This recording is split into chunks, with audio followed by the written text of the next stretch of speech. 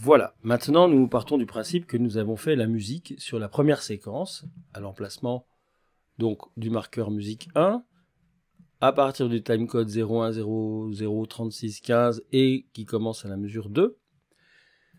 Je ne parle pas pour l'instant de la création musicale parce que ça sera l'objet d'une autre série de cours spécifiques à la création de la musique de film. Là, nous sommes toujours dans la dimension méthodologique de notre travail. Donc, nous avons actuellement une séquence et sur laquelle nous avons réalisé un morceau de musique qui va de 003615 à la fin de la séquence, c'est-à-dire 011615 en l'occurrence.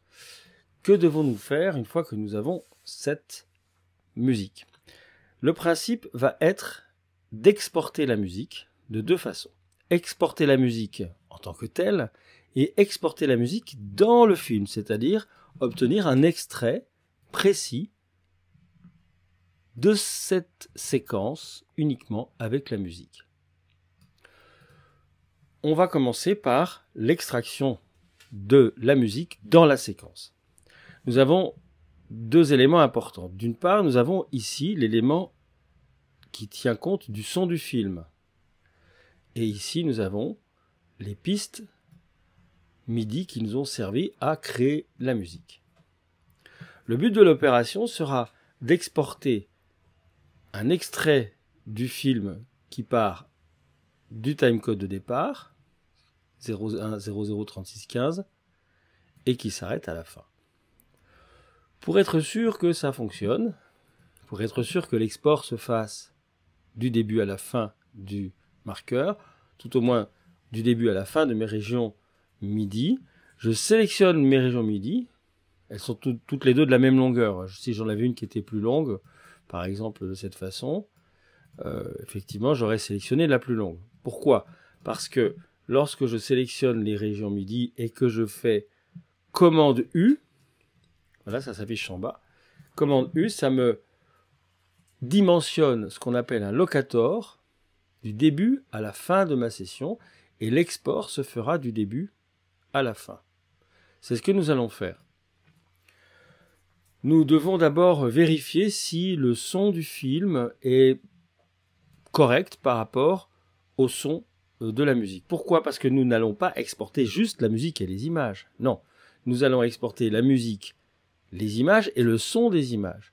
Et nous allons faire attention à ce que le son des images soit tout de même audible. N'exportons pas la musique trop forte, surtout lorsqu'il y a des dialogues, et ça on verra ça un peu plus tard dans d'autres leçons, lorsqu'il s'agira d'effectuer un prémixage pour que la musique soit équilibrée par rapport au dialogue. C'est très important parce que sinon on ne pourra pas comprendre l'intérêt de votre travail. Votre travail de compositeur de musique de film n'est pas seulement de faire la musique dans une séquence, mais aussi de concevoir cette musique en fonction du son que nous avons dans le film. Même si bien souvent, le son n'est pas mixé définitivement, mais nous avons la possibilité tout de même d'équilibrer la musique en fonction du son que nous avons du film pour que l'idée que le réalisateur va s'en faire soit la plus précise possible. Je vais donc faire une lecture.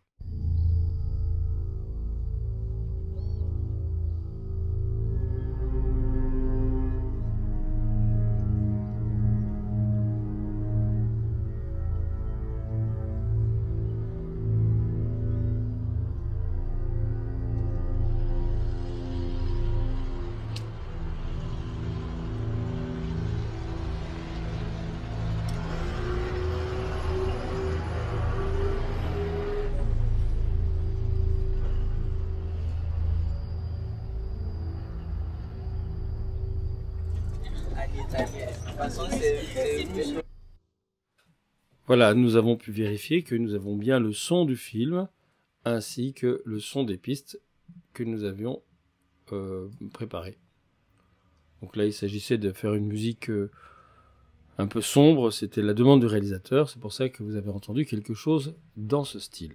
Je reviendrai bien entendu par la suite dans d'autres leçons sur la création exacte des musiques à faire en fonction de la demande et de la narration qui est prévue. Maintenant que nous avons cette séquence. Nous allons l'exporter dans un premier temps à l'intérieur du film. Il y a pour cela une fonction, c'est la fonction dans Fichier et dans Film.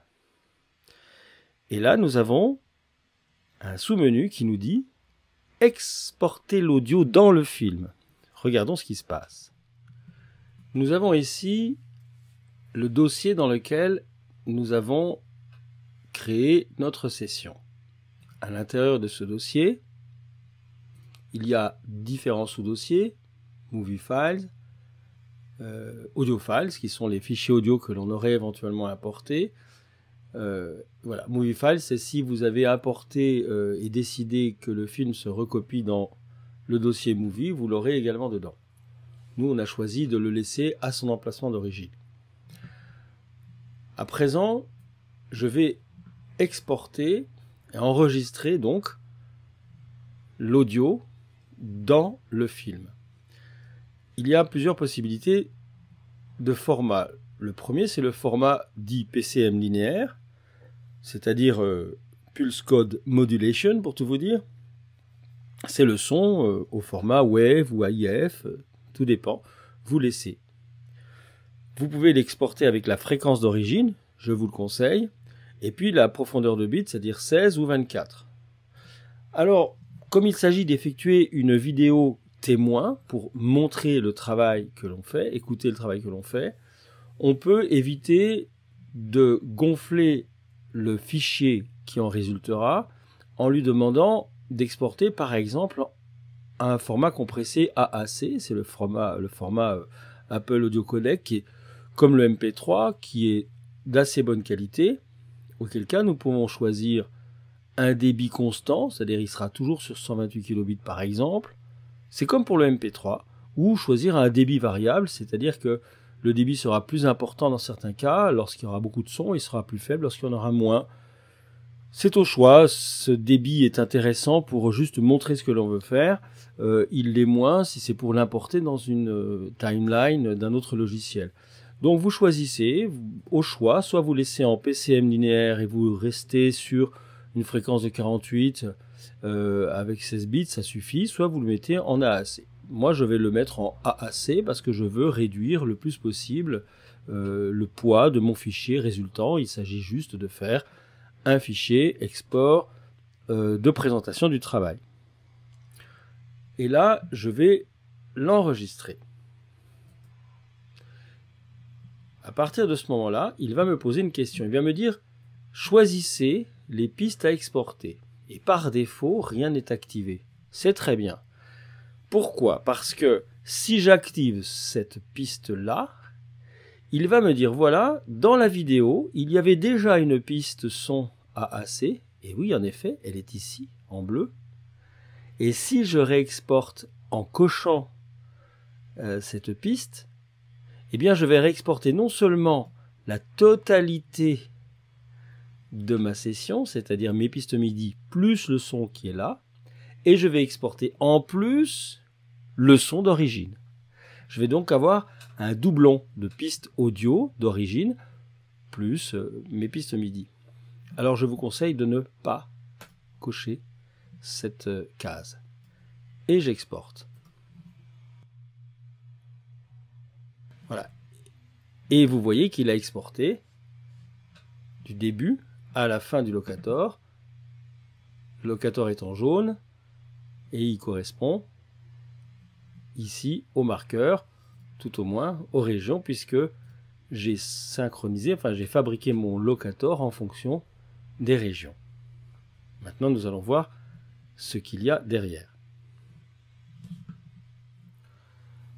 Je suis allé dans le dossier musique de film exemple, qui est le dossier de ma session principale, et là je retrouve un fichier qui s'appelle exactement du nom du fichier audio, épisode 1, l'enfer d'Ibra, en SD, mais qui en réalité est un extrait de la totalité du fichier sur lequel j'ai travaillé, qui s'appelle du même nom.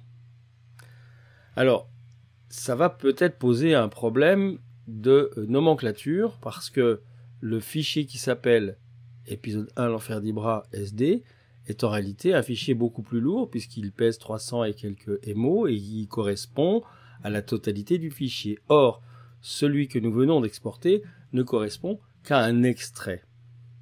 Donc, il est important d'exporter le fichier avec l'audio dans le film en lui donnant un nom. C'est pour ça que nous allons refaire volontairement cet export. Je reviens et je décide de faire l'export tel qu'il se doit. Fichier, film, exporter l'audio dans le film. Et là, je vais nommer le film tel que je dois le nommer. Donc il s'agit de la musique 1. Alors là, je peux le nommer comme je veux. Je peux lui dire musique 1. Mais je vais attirer votre attention sur quelque chose. C'est que cette musique 1, elle correspond à un timecode qui est ici. Alors moi, je vous conseille de nommer cette musique 1 en y incluant le timecode. De cette façon, je saurai exactement où replacer cette musique. Et je saurai que cette version, et d'ailleurs je vais l'appeler V1, version 1, que cette version devra être replacée sur ce timecode. Parce que par la suite, on va peut-être me demander d'effectuer des corrections. À ce moment-là, j'aurai une V2, une V3, une V4. La nomenclature est très importante pour pouvoir se retrouver dans tous les travaux que l'on fait et en fonction des demandes qui vont nous être faites pour modifier certaines choses de notre travail. Je fais mon export. De nouveau, je ne coche rien.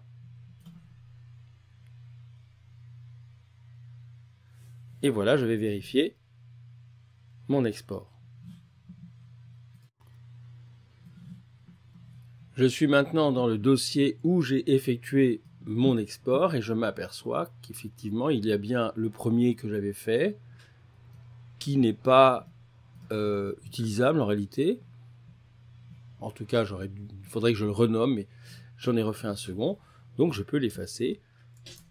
Commande et delete et je l'efface. J'ai maintenant le dossier musique 1 avec le nom du timecode, enfin avec le timecode indiqué et sa version, de telle sorte que je vais pouvoir maintenant le transférer au réalisateur pour qu'il puisse écouter mon travail.